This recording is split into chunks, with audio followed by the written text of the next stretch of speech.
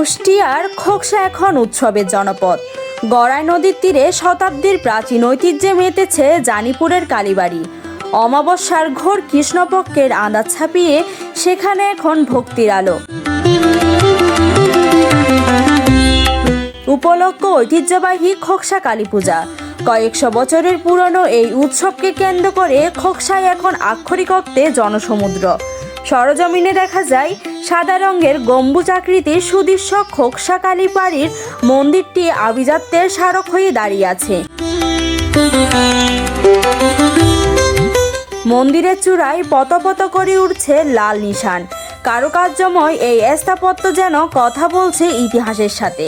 মন্দির প্রাঙ্গণ থেকে শুরু করে বিস্তীর্ণ মেলা এলাকা সবখানে মানুষের তিল ধারণের ঠাঁই নেই। খোকসার এই পূজার মূল মহিমা এই তিথিতে।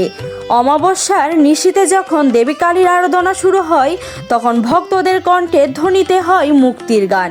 প্রচলিত বিশ্বাস অনুযায়ী এই বিশেষ তিথিতে দেবী পূজা করলে মানুষের মনের ভেতরের অন্ধকার দূর হয়ে আলোর পথ উন্মোচিত হয়। পূজা উপলক্ষে এবারও মন্দিরে নির্মাণ করা হয়েছে বিশাল আকৃতির মাটির প্রতিমা, যা দেখার জন্য দূর দূরান্ত থেকে মানুষ ভিড় জমাচ্ছেন। তবে এই উৎসবের সবচেয়ে সুন্দর দিক হলো এর অসাম্প্রদায়িক চেতনা। ধর্ম বর্ণের ভেদাভেদ ভুলে কুষ্টিয়া ও পার্শ্ববর্তী জেলাগুলো থেকে আসা সব ধর্মের মানুষ এখানে মিলিত হয়েছে প্রাণের টানে। মেলায় আসা এক দর্শনার্থী আবেগ আপ্লুত কণ্ঠে হিন্দুস নিউজকে বলেন, খোকসার মেলা আর এই পূজা আমাদের পূর্বপুরুষদের আমল থেকে চলে আসছে। এটা কেবল কোনো ধর্মের উৎসব নয়, এটা আমাদের ঐতিহ্যের উৎসব। এখানে এসে আমরা সব বিভেদ ভুলে যাই।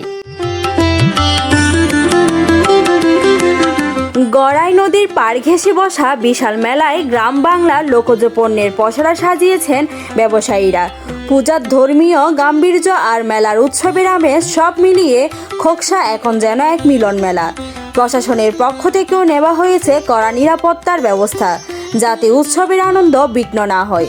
অমাবস্যার এই আলোয় ধুয়ে যাক সব অশুভ শক্তি, এমন ওই প্রত্যাশা নিয়ে খোকসার এই জনসমুদ্র এখন দেবীর চরণে ভক্তিতে অবনত। News desk, Hindus news.